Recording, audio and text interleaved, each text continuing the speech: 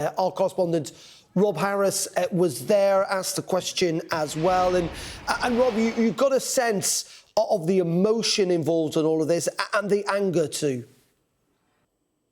Yes, a lot of anger just hearing there from Lucy Bronze in the news conference, choosing to speak out about this with a show of solidarity as Jess Carter has faced this racist abuse following England's quarter-final victory over Sweden here at the Euros. And something notable that Bronze said was the fact we know any player of colour who has played for England has probably faced racist abuse. That's a sad fact in this day and age.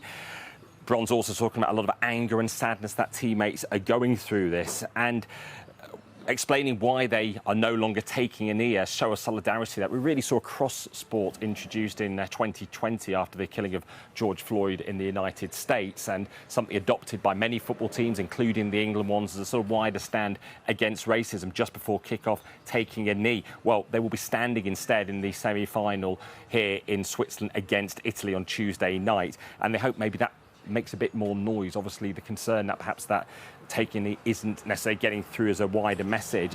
And talking as well, when I asked about the social media firms, about just how they can be held accountable. How can the individuals spreading, as the players have said it, online poison be held accountable? This is a conversation we have had very often throughout the football season, during major tournaments with England, when commentary online about England performances turns into racist abuse. Sometimes it is from accounts that are anonymous, and there are questions raised about whether more online verification should be required for someone to post on social media.